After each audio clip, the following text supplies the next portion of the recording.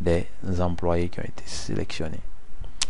Donc à chaque fois que les employés seront changés, et les numéros matricules vont s'afficher en fonction de ce qui est là.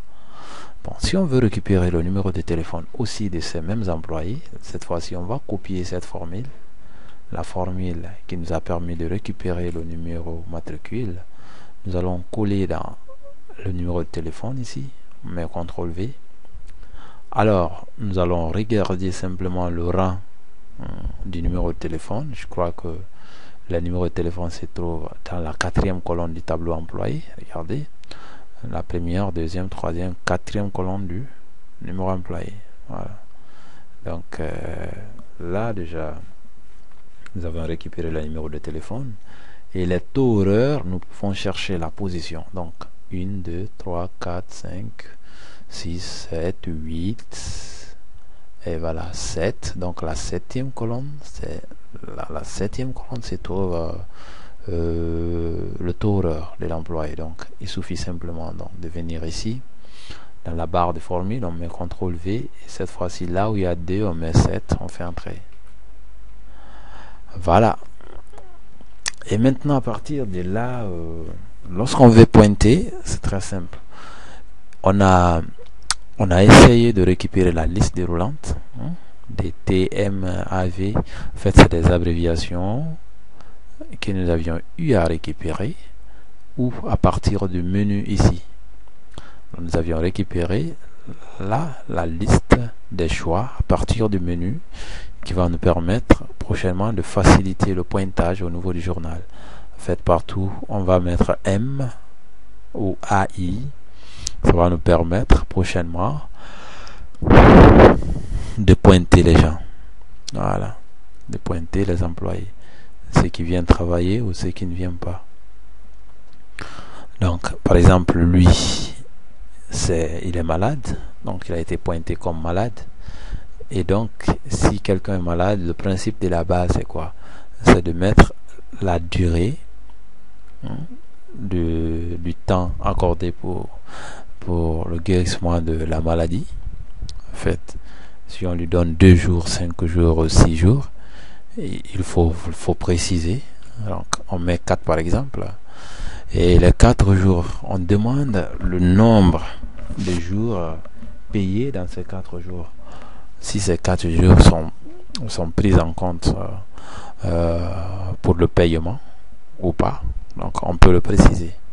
Donc comme c'est un cas de maladie, alors on peut signaler comme étant des jours payés. Voilà. Mais le deuxième cas par exemple, là c'est l'absence involontaire. Donc, et là on peut supposer, demander le nombre de jours, c'est des absences involontaires. Et ça peut être des cas d'accident ou autre, ça dépend. Ou de baptême ou autre. Donc mettons là-bas par exemple 2 jours. Alors la personne s'est absentée 2 jours. On paye les 2 jours. Donc ça ne fait rien. Alors si c'est au niveau du travail, dès qu'une personne travaille, là on n'a pas besoin de mettre 1 jour, 2 jours. On peut préciser carrément l'heure à laquelle la personne est venue et l'heure à laquelle il est parti. Ça va nous permettre prochainement, sincèrement, de connaître, de connaître exactement le temps consacré par la personne dans l'entreprise.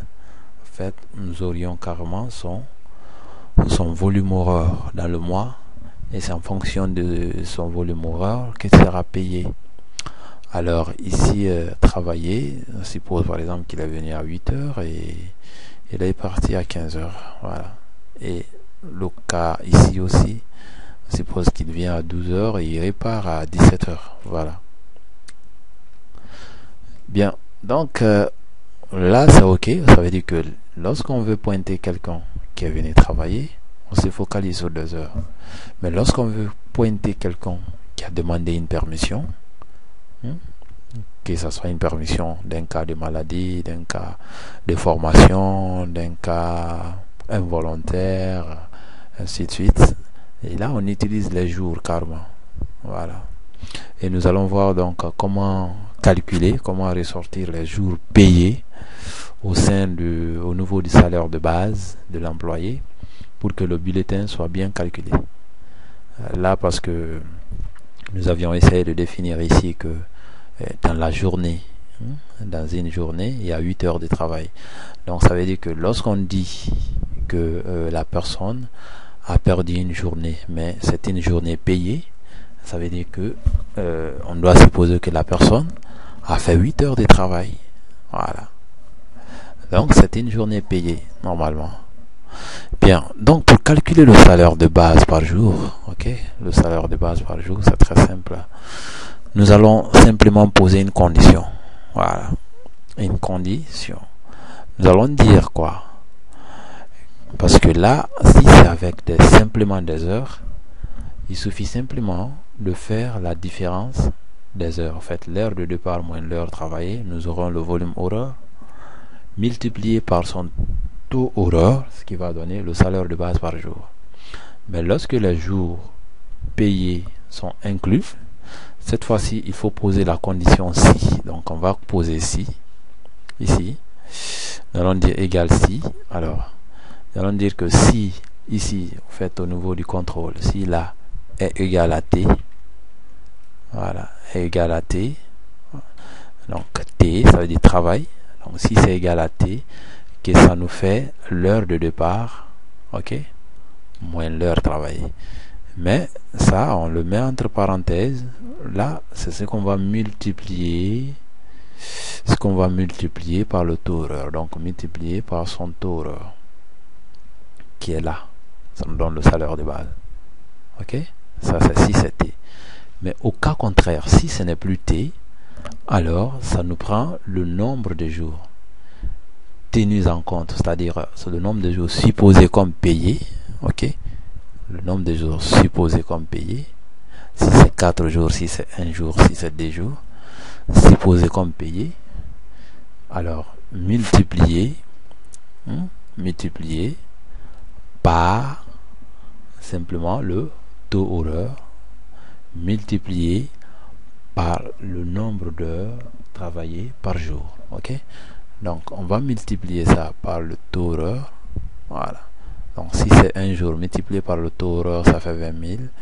Mais un jour, dans une journée, il y a 8 heures de travail. Donc on multiplie par 8. Alors on sait déjà que là, dans notre interface menu, nous avions établi une partie où changer les heures travaillées au sein de l'entreprise.